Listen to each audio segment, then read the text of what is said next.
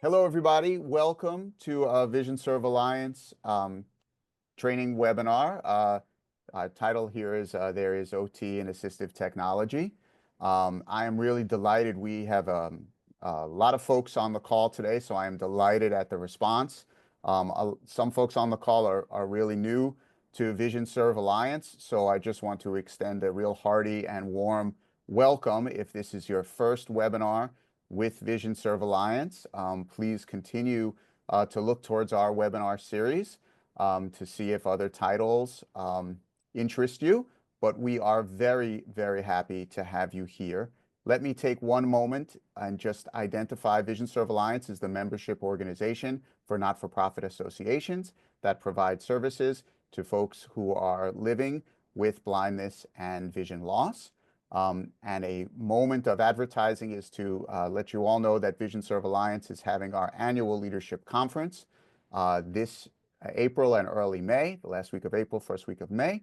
And all who are here are welcome to take a look at our website and see if attendance in that conference is something that, that helps you in the work that you do every day. And thank you for that work. I am beyond delighted today to be able to introduce our presenter, Beth Daisy. Beth works at Future Insight. She's the supervising occupational therapist, the clinical services there. Future Insight is one of the members of Vision Serve Alliance. Beth is, I've gotten to know her through one of our training programs, and it has been terrific to do so.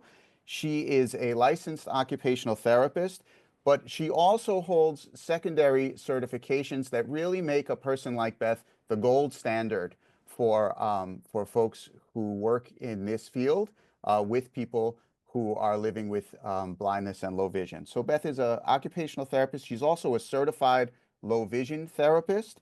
She is also certified as an assistive technology professional, and she's certified as an aging in place specialist. So if we add those things up, again, Beth really represents the training that is best for folks who are going to interact with seniors who are adapting and living with vision loss. Beth has also done some continuing education, being in the New England area at Harvard and at the University of New Hampshire and a few other schools there. Also, quite impressively, Beth is a Marine pilot and has been in the Marines and the Marine Corps for the majority of her career. And she was really a pioneer in some of the piloting services with the Marines, the Naval Academy, and the Air Force, and continues her service to our country as a recruiter and a trainer in the Marines. So I just wish to publicly thank you, Beth, for all of that outstanding service that you have done. We all greatly, greatly appreciate that portion of your career. And finally, to let you know how terrific Beth is, like many on the call, I suspect, Beth is a dog lover, and she lives with her fellow occupational therapist husband and their dog, Stella. I think I got that right, Beth. So on that note, let me turn this over. You are all in extraordinary hands in expertise in the subject matter we're going to discuss today. There'll be some Q and answers at the end, and then I'll wind us up. Always, Helen Chapman, administrative and operations assistant and manager at VSA, will help navigate the call. So on that note, to you, Beth. All right. Well, thank you, Jason. I really appreciate that that welcome and that introduction. I'm just going to correct you on one little tiny thing, and Please that do. I'm actually retired from the Marine Corps. I'm getting up there in years, so that's now in the rearview mirror. But anyway, so again, thank you for joining me today for today's presentation called "There's OT in Technology." Of course, the play there is that there are the letters OT for occupational therapy in the word technology. And as Jason mentioned, I am the Adult Vision Rehabilitation Manager at Future Insight, which means that I am supervising not only the occupational therapy program, but also our social work and orientation and mobility programs. So on the slide in front of you, there are two pictures. The picture on the left is me in a desert flight suit holding the American flag in front of the helicopter that I flew. That's the UH-1N Huey. And this was our last day in Kuwait. And then to the right is my recent professional headshot. So I am a middle-aged white woman with long red hair. My pronouns are she, her, and hers. My credentials, Jason's already mentioned them, so I won't belabor that. But I will point out why I include the picture of me in the uniform as a pilot. Because for me, number one, I identify as a disabled veteran. So that is part of my identity. The second reason why I include the picture, it's because my background in aviation is really what got me interested in all things related to vision. The vision that you use as a pilot, of course, is very important, as it is in many aspects of life, but also the reliance on a lot of optics and sophisticated technology is very much a part of being a pilot. And so that led me to my second career. So that's why I include that. All right, the standard disclosures and notices. So just get it out of the way. Neither myself nor Future Insight has any financial nor non-financial interest in the promotion of any instrument, device, or material discussed in this presentation. So one of the things that I like to say is, I'm brand agnostic, okay? So I'm gonna mention things like, the iPad, the iPhone, Android phones, but really we're not promoting anything. All the photos that are included are mine, except where noted. And when people's faces are pictured, we do have consent and waivers. Those are on file. And I would just disclose that those pictures are for the use of Future Insight and may not be reproduced or distributed without permission. All right, so getting down into what we're going to talk about today, right? So just tell you just a couple things about Future Insight before we then move on to the tech. So we'll start with some low-ish technology before we move on to mobile tech, smart tech, and then we'll wrap up with wearables and artificial intelligence. So you might guess that in an hour-long presentation, that's a lot to cover. So really, I'm just going to be hitting wave tops. I'm just going to be talking about some things that might be a little bit different or go beyond some of the traditional low vision accessibility features, but certainly each one of these sections could be their own presentation, so we won't be getting too much in the weeds. All right, so just a moment about Future Insight and who we are and who the team of occupational therapists are. So for those of you that don't know, Future Insight is New Hampshire's only nonprofit organization serving individuals from birth until death, as we say, and that is with any degree of vision impairment. And within Future Insight, we have 5 occupational therapists. And the picture on the screen shows all 5 of us. We're sitting down right in front of the Future Insight logo. And our experience is varied, but I would say that overall we have quite a bit of experience working with the geriatric community, working in home modifications, and with assistive technology. I do want to point out and make it clear that our model has the occupational therapist only working with the adult population. We also employ a number of other specialists to include TVIs, orientation and mobility specialists, and we have other folks that are working with the youth population. I would also point out that all of the OTs either are certified as low vision therapists through ACVREP, or our newer hires are currently working through that process now. And everyone does have low vision digital badging through the American Occupational Therapy Association. So that's something that you can look up online. There's a number of different courses that one would take to get some of that foundational training. All right, so with that, we'll start with the lowish tech. So I've got 2 pictures up on the screen, and interestingly, both pictures show gentlemen clipping their nails. Really exciting, right? But what I'm going to talk about is how we're taking something as unglamorous as clipping the nails and, talking about magnifiers and maybe putting a little bit of a spin of technology on it. So the picture on the left has a gentleman using a standard illuminated handheld magnifier, right? Not very techy. But what we've done is we've attached it to what we call an AT stand. So this is a stand that we can give to our clients free of charge because we have some basic materials, and then we're able to fabricate these stands using the materials. So the materials are usually some sort of a heavy-ish weighted base. In this case, it's wood, it could be heavy plastic. And then using some material called lock line modular hose. And then there's a base unit and then something that you attach the magnifier to. So this creates a very flexible, adjustable gooseneck, if you will, that can support the weight of either a tablet, a smartphone, or in this case, a handheld magnifier. I wish that I could take the credit for this invention, but I can't. The credit goes to my mentor and hero, Dr. Therese Wilcombe. But she doesn't patent any of her stuff because she wants people to go out there and just use it. So if you've got questions about this afterward, I'm happy to share the information. But for the gentleman on the left, he, wanted to be able to clip his nails, needed a hands-free solution. So with some really expensive materials, we were able to give him a stand, attach his magnifier using some Velcro, and then he was able to perform the task that he wanted to do. So similarly, on the right, the picture shows another one of the AT stands, but in this instance, the person has an Android smartphone using the magnifier widget attached to the stand. So he's using digital electronic magnification from his smartphone. And again, he's being able to zoom in on his fingernails. But what's also really fun about this instance was that the gentleman also had some pretty severe neuropathy in his hands, in addition to his vision impairment, which made him holding the clippers in his hand really an impossible task. He just really would fumble them, couldn't feel them accurately. So what we did is we affixed the nail clippers to a wooden board, just using a little screw. It allowed it to swivel. And then using the magnification, he could put his finger underneath the lens.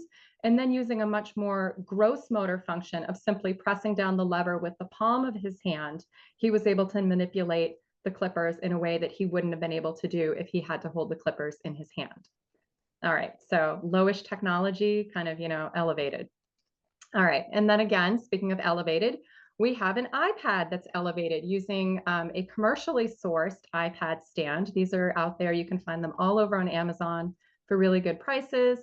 But we like incorporating some of these solutions, particularly when we're working with older adult clients. So the woman pictured, she's an older adult, and she's using one of these stands to get a better look at her artwork. So she has a picture of her dog that she needed to zoom in on to create her drawing.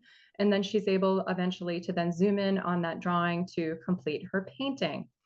And, we love using solutions like this when it's appropriate, because for a lot of older adults, the idea of spending a lot of money on a robust, sophisticated system like a Da Vinci or an Acrobat, that's not always something that people want to do, because it's an investment both in terms of their money and it's an investment in terms of their learning. It's also an investment in terms of the space, in terms of where that thing goes. So a lot of our older adults would prefer to leverage a piece of equipment that they may already own. So it's not costing them additional money, it's not taking up additional space, and also it's not something additional that they need to learn. So we find that this is really, really popular. And then just a final note on this is that with either of these, you could potentially output that electronic screen to a TV for even larger magnification. And that's something that we sometimes explore, and you'll see something about that later. All right, so we'll move on to mobile tech. So I like to consider the stuff that we all love when I'm thinking about mobile technology. So when I'm thinking about smartphones and I'm thinking about, whether it's laptops or tablets, stuff we all love are the things that are not necessarily intended for accessibility. But these are the things that may have been designed for productivity. So I like to think of it as universal design, right? These are things that decrease the effort, simplify the task, and automate the process. So when you start getting into the weeds of all the settings, whether it's on an iPhone, Android, laptop, there are a lot of features out there that go well beyond the accessibility settings, but they can really make people's lives easier. So some really simple things. There's a million things we could get into, but I'll just hit on a couple. Text replacements. So if we're talking the Apple platform, iOS, they call it text replacements. And on Android, it's called text shortcuts. But what this concept is it simplifies entering long strings of text, which otherwise, as we know, could be entered incorrectly. So this could be something like an email address, or maybe it's a common expression that you usually use and you don't want to have to type the same thing out all the time. So just being able to enter a short string of characters, which then essentially auto-corrects to another word or words, is really built in for the sake of efficiency, but it can be really effective from the standpoint of accessibility. So as an example, I'm going to use myself as the example here. So I might use the string of letters BDF, or in military speak, Bravo Delta Foxtrot. And that each time I type that, that would equate to my email address, which is bdaisy@futureinsight.org. But there's a couple things to keep in mind if you're going to use this technique of text shortcuts. And that one, you need to make sure that you're using a string of letters which otherwise wouldn't be used. So BDF, really, we're not going to find those letters together anywhere else, you know, in the English language. But my middle initial is Ann. So if I were to use my initials for this text replacement, that would be BAD, and that would be a bad choice of letters to use for text replacement, because we wouldn't want every time I use the word bad in a text or in an email to just autocorrect to my email address. So you do need to be mindful that the text string is unique. And I would also say that you don't want to make it so unique that it's something that you can't remember. So sometimes when I'm working with clients, they'll come up with a text string. I'll write it down, and then a few minutes later, I'll say, now, what was that, you know, arrangement of letters that you were going to use so that you didn't have to type in your email address? If they've already forgotten, that's probably an indication that maybe it's not memorable enough. So, you know, I'm going to date myself here and say that, you know, one of the big jokes that I've used with people is, you know, you can use WKRP. So I gotta laugh from Jason. So, but I'm dating myself, right? So, you know, if you're working with somebody older, you know, maybe that would be something memorable that probably aren't going to be typing WKRP anytime, but it might just be memorable enough to cue them that that would be an interesting string of letters that they could use. All right. So what are some other things that maybe were designed more for productivity or usability, but not necessarily accessibility? Siri shortcuts. Love them, love them, love them. And I'm sure anybody out there working in this community loves them too. And I'm sure everyone's pretty aware of the standard shortcuts, you know, especially when we're setting up an app for somebody for the first time, you know, whether it's Seeing AI or Be My Eyes, those great shortcuts. So somebody just has to say, Siri, recognize product, or Siri, call a volunteer. But really, there's a lot more to the Siri shortcuts than just those suggested shortcuts that come along with our with our apps that we frequently use with our clients. You can create your own, and these can be really, really handy for task simplification. So for our clients that are looking for easy ways to do more with their phone, there are lots of Siri suggested shortcuts if you go into the shortcut app and you explore that. And if you're not finding what you want or what you need, you can create your own. And there's some really great courses out there on how to create customized Siri shortcuts. But, you know, one that has really created a lot of joy for some of my clients that have not mastered their voiceover skills and are really struggling with how to, you know, send pictures. Siri, text last image. That's one that honestly, like, just makes a lot of people really happy that they can then, you know, use Siri to take a picture, and then they don't have to manually attach the image. They can just ask Siri to attach the last one. So spreading love. All right.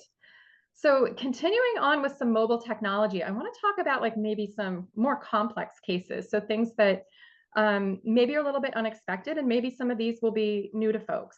So we'll kind of bounce back and forth between some Android accessibility features and some iOS features. And we'll start off with action blocks, which I do believe is unique to Android. And then after that, we're going to talk about interaction control, as it's called on the Android platform. That's the example that I'll be showing, but it's really pretty analogous to guided access on iOS. They're very much the same idea. After that, we'll talk about some touch settings, which are, again, very similar across both platforms.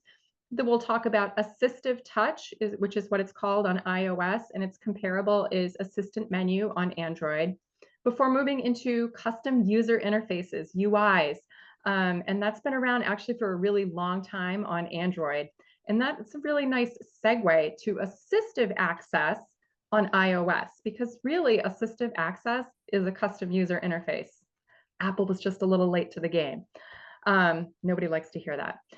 And then finally, we're going to wrap up this section with a newer feature that I absolutely love. It's called atypical speech recognition and vocal shortcuts. And if you haven't had a chance to play with this, this is going to change your world. All right. So starting with Android, action blocks. I have two images on the screen. These are both screenshots taken from a Samsung Android phone. The image on the left, it has 4 widgets or tiles that are quite large. So just those 4 widgets are taking up the top 2/3 of the screen. So the bottom portion of the screen has the docked apps, but these 4 tiles are quite large. The picture on the left has 1 widget taking up the entire usable portion of the screen. And what I want to point out about these widgets is that, with the exception of just one that has a photo, all of these widgets are leveraging something called the Tobii Dynavox PCS symbols. So for those of you who may have worked with people with speech impairments or autism, people who use AAC devices, which is augmentative and alternative communication, the Tobii Dynavox PCS symbols are used very commonly. They're a commonly understood group of symbols. So Google or Android was able to use the symbol set with permission. So potentially people who are already familiar with some of the symbols might have a little bit less of a learning curve. Now, how does this relate to people with a vision impairment?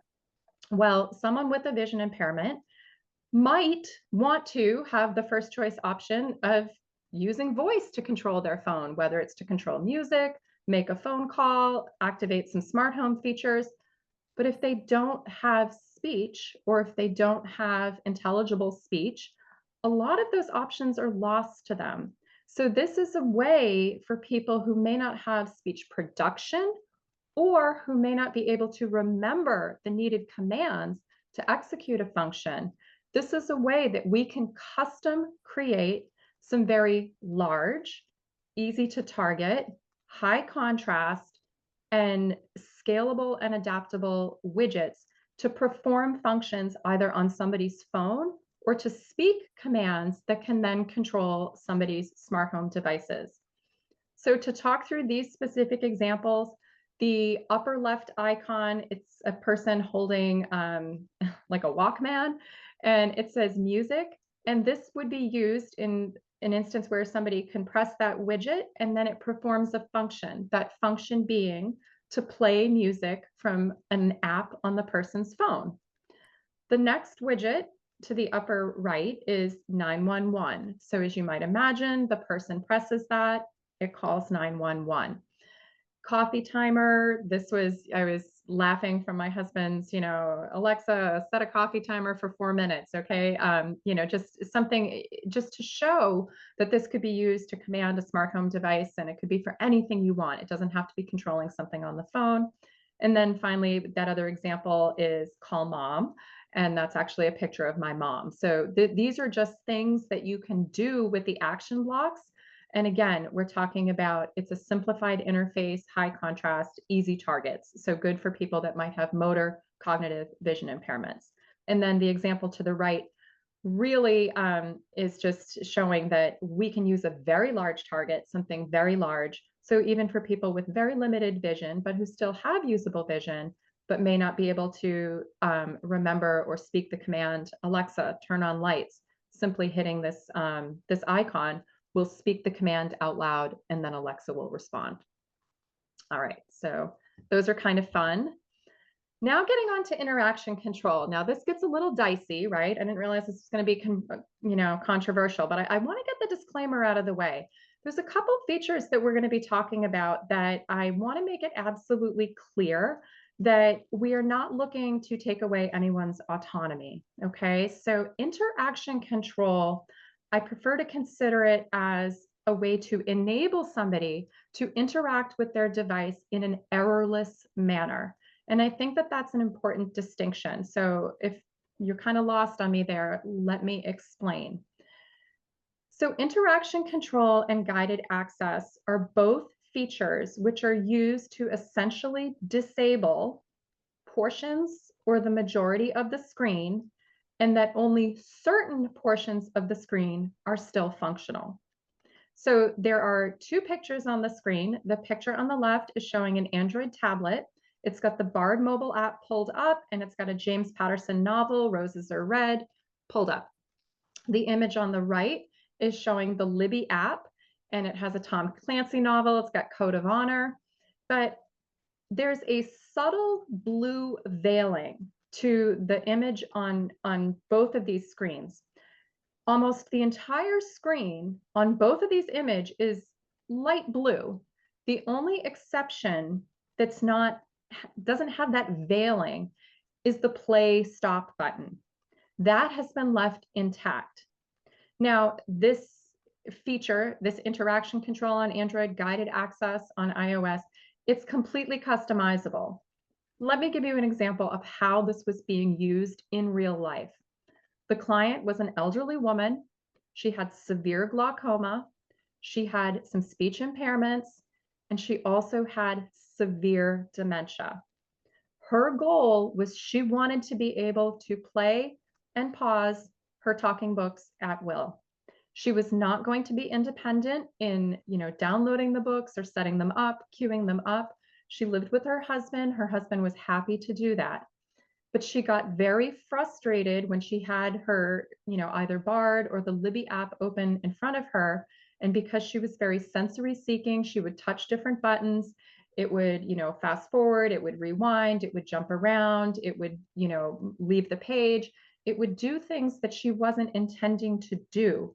So again, stressing that this is not intended to take away autonomy, but this is intended to support someone's ability to engage in the way that is meaningful to them.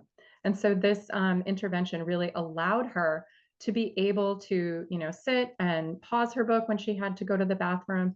And that was what she wanted. Okay. So moving on, touch settings. So these are fairly similar between the two platforms. And if you haven't, looked in there, there's some fun stuff. But we want to definitely consider touch settings and adjusting them for our clients that might have motor impairments. So, this could be from a lot of different causes. So some common things that we see: tremor. Okay, so whether that's essential tremor, whether that's Parkinson's tremor, whether it's Parkinsonianism from psychotropic medications, but somebody who has tremor and they're trying to interact with their touchscreen device might have repeated taps. That can be very frustrating if they only intended to touch the screen once, but now, they've gone down the rabbit hole and they've executed things, and then trying to recover from that can be very frustrating.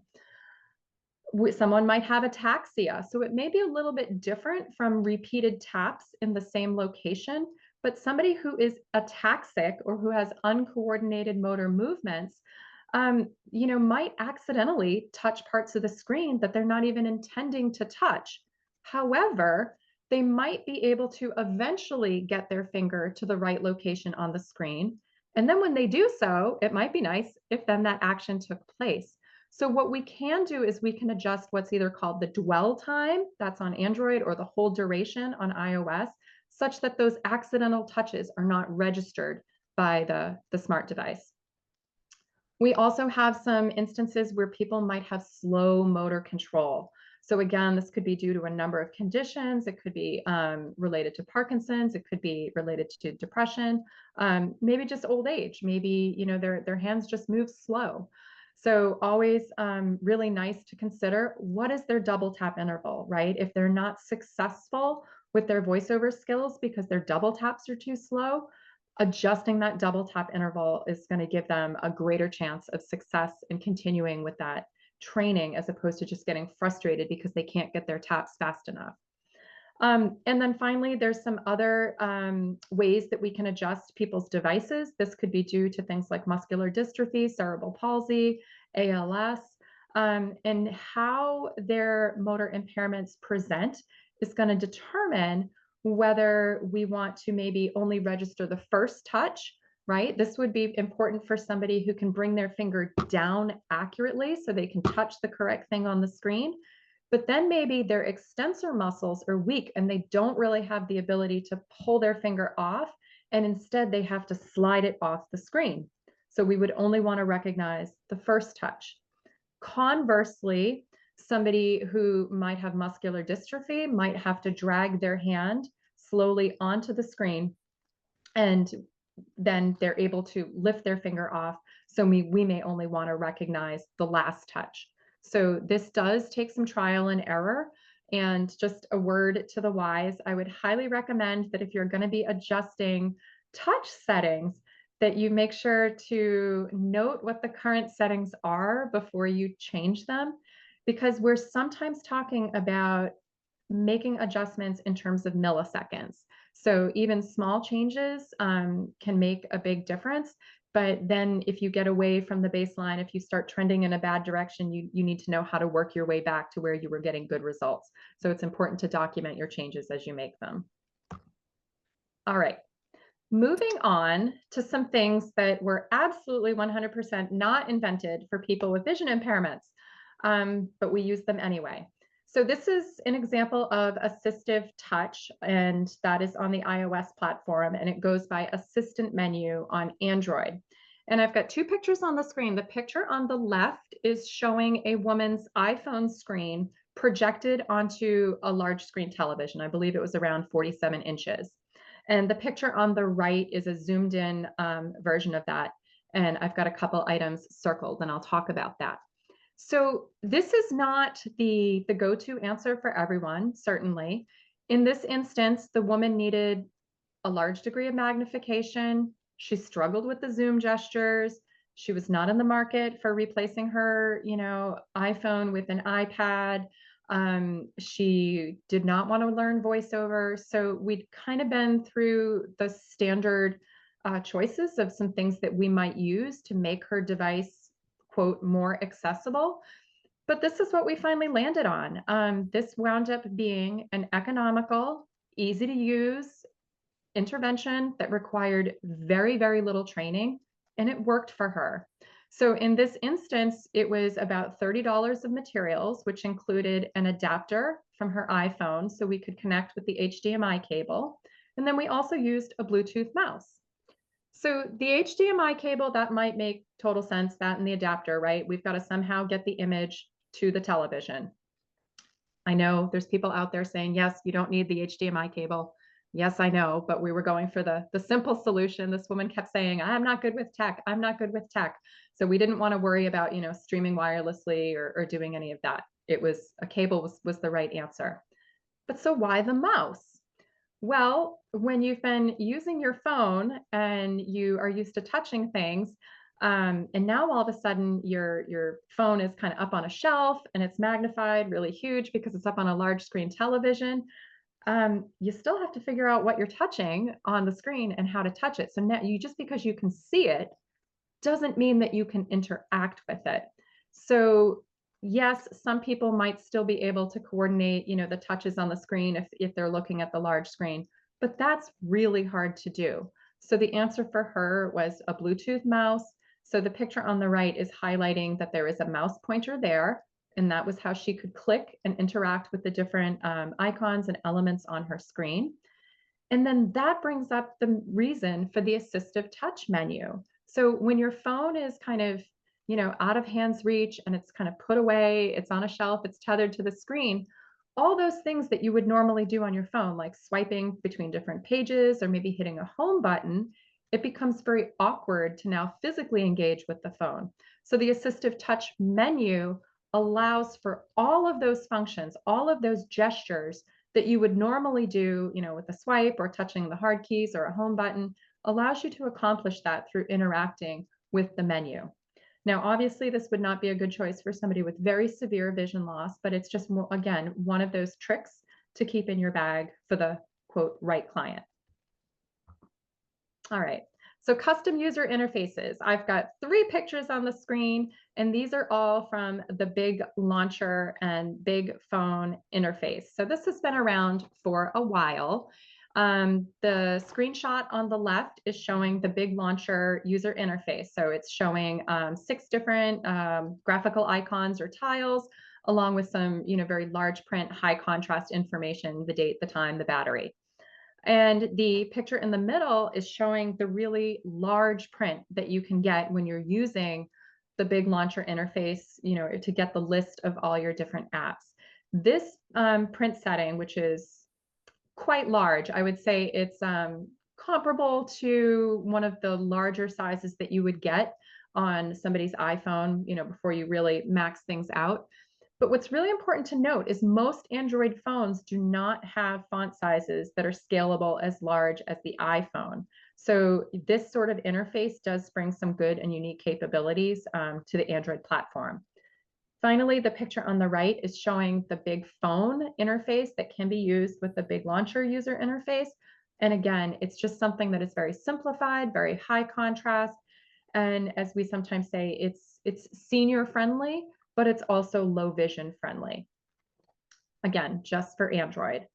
But the segue though is now assistive access. So assistive access just came out last year. This has been, I would say, very exciting, but more exciting in theory than it has been in practice, if I'm being honest. So assistive access, for those of you who aren't familiar, is a way to adapt the standard iOS interface to something that tends to benefit people who are looking for a simplified experience and people who may have some cognitive challenges. The upsides for this sort of interface when working with people that have vision impairment is that it can create some very large tiles, and that some of the font sizes that you can achieve when using assistive access are quite large. Another benefit is that if you're working with the older adult population, and if they do not want to use their devices quite as robustly as somebody who, may want complete and full access, there are some nice options such that, maybe calls are only received from known contacts or only from favorites. And there's just some simplified processes. They've also included a very large back button, which again, nice feature for low vision. In a minute, I'll talk about some of the downsides. So the picture on the left is a picture of what the assistive access interface would look like on an iPhone using the grid layout or tiled layout. So it's showing that these tiles are quite large. There are only 6 tiles or widgets or apps to the entire screen. So quite large. You can also use a list layout, which is quite nice as well. I point out that it's a picture of the screen because we found out you cannot take a screen capture when you're in the assistive access operating mode. So that was kind of interesting to find that out. Now, some of the apps, particularly those that are made by Apple, can be customized to be operated differently, AKA more simply, when you're in the assistive access mode. So the picture on the right is showing an example of the magnifier app. However, the interface is simplified. There's just a zoom in and zoom out. There are no filters, there's no freeze button, very simplified. So some of these are good, but in practice, we've found out that there are some limitations as it currently is. This is something that I'm really hoping that Apple gets on the ball with, and they implement some of the suggestions that we've submitted to include when people using assistive access are looking at their photos, they cannot pinch and zoom. So we've got a population that would love to be able to zoom in on the photos, and for whatever reason, Apple's decided, no, that's too confusing. We don't want people doing that. So it's not ready for prime time, but I think in the future, this is going to be an option for those folks. And again, I primarily work with older adults that really want a simple interface, that don't need all the bells and whistles. They want things large, they want it bold, they want it simple. I'm excited for where this is going, but not as excited as I am about atypical speech and vocal shortcuts. This is new and this is awesome. So the picture on the right here, it's actually generated by ChatGPT. So I put in some of the prompts, older adult, cerebral palsy, wheelchair user, holding an iPad, and it gave me a great image of a woman smiling using her iPad.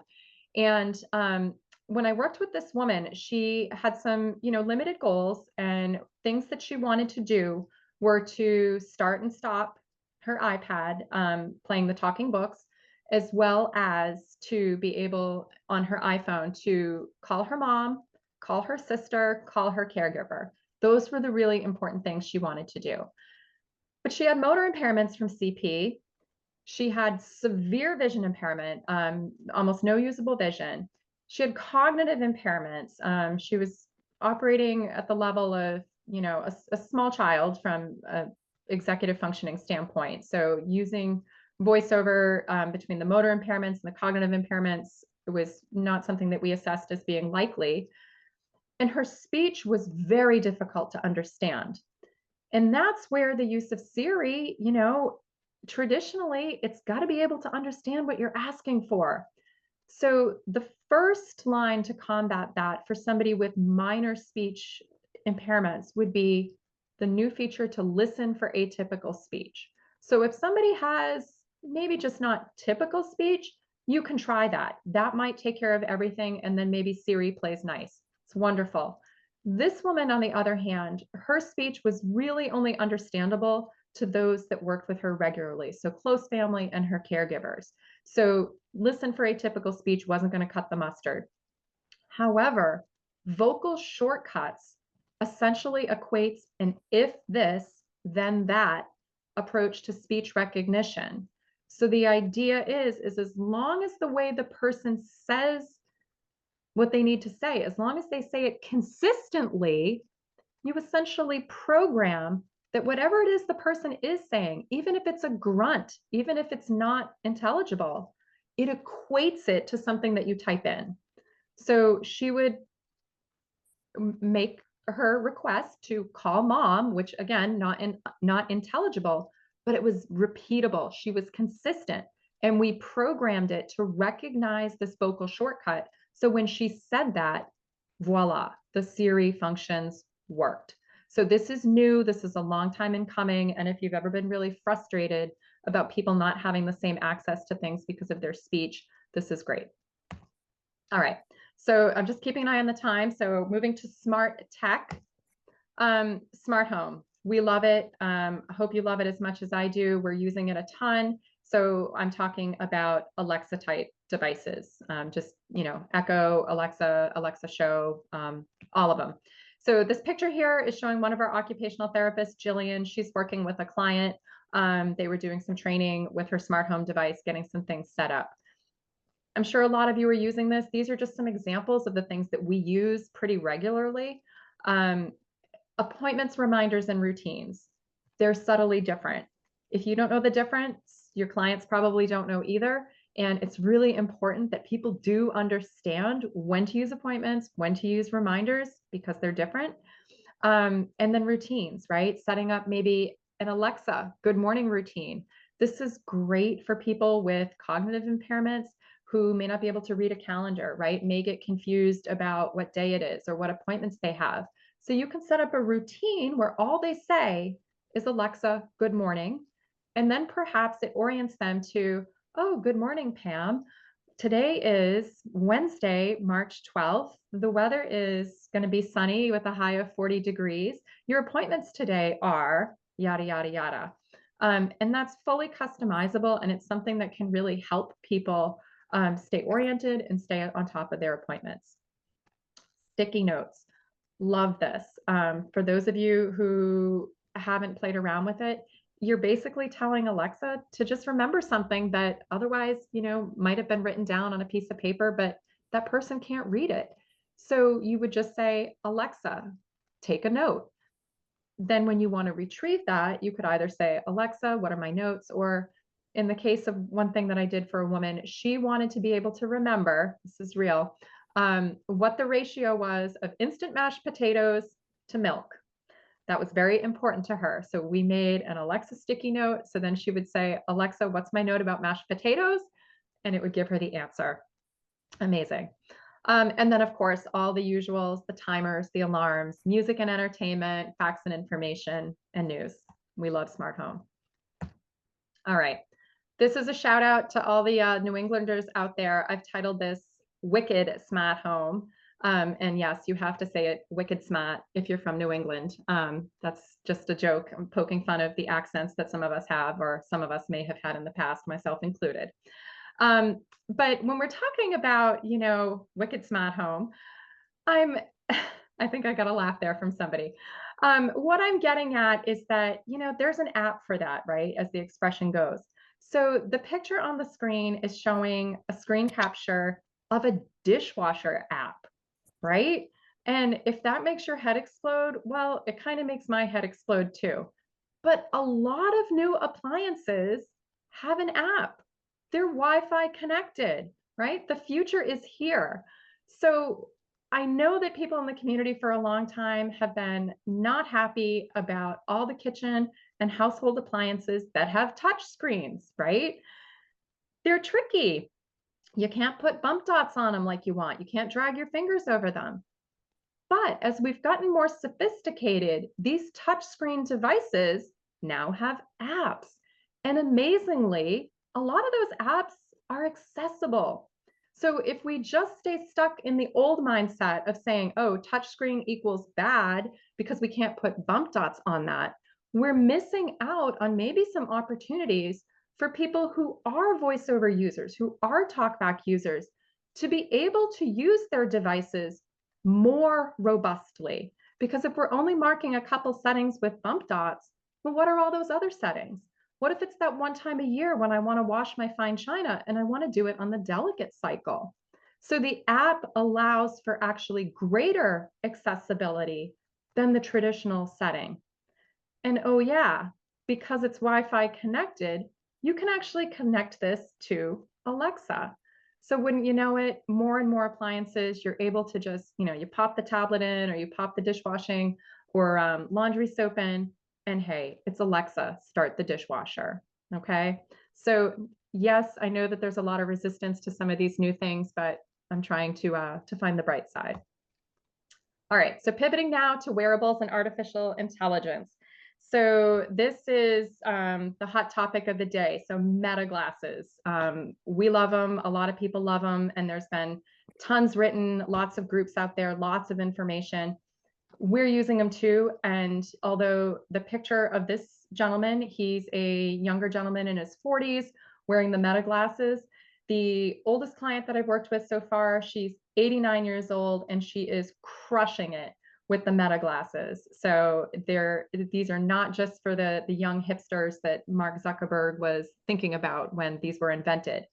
So the common things that we're seeing, and I'm sure you're seeing that as well, reading food packaging, right? My 89-year-old was thrilled. She was saying, I don't know if I need my caregiver to cook for me anymore. She's like, I can read all the food in my pantry now, and I made myself some corn chowder.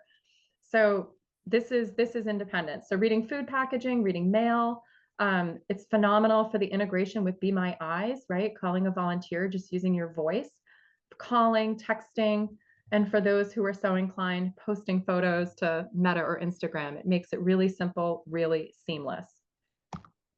And there she is. This is our 89-year-old who is crushing it with her glasses. Interestingly, she has an 87-year-old sister who got them first and recommended them to her. So it's a family thing. They're great. But I'm just posing the question, are they better than a smartphone, right? So, you can think of your own pros and cons, but some of the things that we're seeing definitely as pros, there's no need to learn a screen reader. This woman self-described very, very low tech skills, but she was great with her Alexa. She had several Alexa devices. She'd been using it for years. So the syntax, the commands, she was phenomenal. So she picked it up really quick. The next bullet point I see as a huge pro, as I say that these are especially great for Android users. And I make that distinction because while iOS users have those amazing Siri shortcuts, as of right now, there's really not an amazing comparable on Android. Yes, you can use Google Assistant to do some things, but you can't operate the apps in the specific modes as robustly as you can using the Siri shortcut. So I see this as even better for Android users because they're able to do things that just would be way more frustrating using their Android device. And she was an Android user. I would also point out that relative to a smartphone, and particularly for our older adult population, this really reduces positioning errors. So if you've ever taught somebody how to position their smartphone to use an app, whether it's Seeing AI or Be My Eyes, sometimes people really struggle with that. Sometimes it's understanding where that orientation needs to be, like how high above the page or how to align it. But sometimes it's that, they've got arthritis, they've got a frozen shoulder. it's hard. They can't really lift their arm up that high, or maybe it's difficult for them to stand so that they don't have to lift their arm up. But it may be a little bit more natural for them to hold that reading material out in front of them, looking straight ahead, and get a good picture for the camera. So speaking of camera, I would say a downside that we're seeing in using this in practice, the camera's not quite as good, right? So if you've got a good iPhone or if you've got a good Android phone, the cameras are pretty awesome.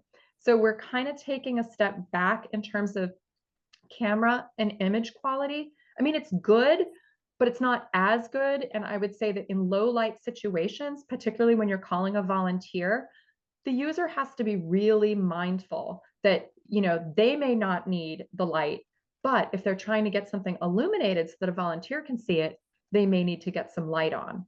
The camera is just not going to operate as well in low light. It's a tiny little camera.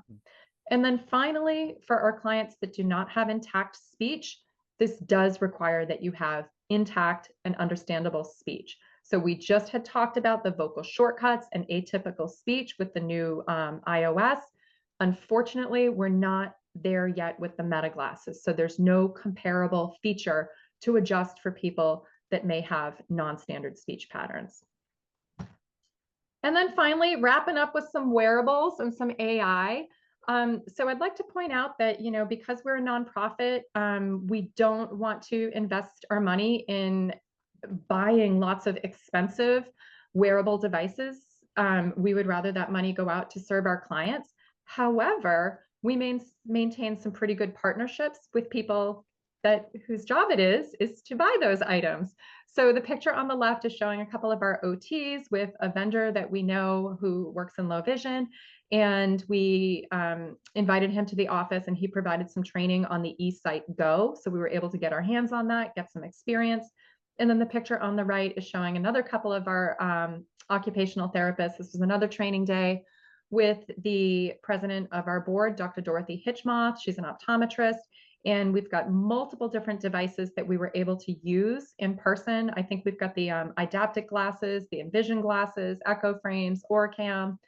And we did a Zoom call with the manufacturers, or the people who work with these devices, who sell them, the manufacturers. So they provided the training, but we had the device hands-on in person to get that training on. So while we don't have these all the time for trial, we do have a good understanding of the benefits, the pros and the cons, and who is a good candidate for some of these devices, so that if we have somebody who's interested, we can make a little bit more of an informed decision as to whether or not it would be prudent for them to pursue going after one of these devices. And we would make the referral. All right, so I did want to make sure to leave some time for questions. So hopefully I hit that pretty right, Jason. So We're pretty good. First, let me just thank you for all of this really fantastic, excellent information. And let me turn to Helen to see if there are any questions that made it in the Q&A or the chat. If we have one or two that you can ask for on someone's behalf, Helen, or if not, yes, we can take a do. moment. We have Great. a couple in here. So our first question is, how do you enable the action blocks? I can't find the accessibility feature on my phone.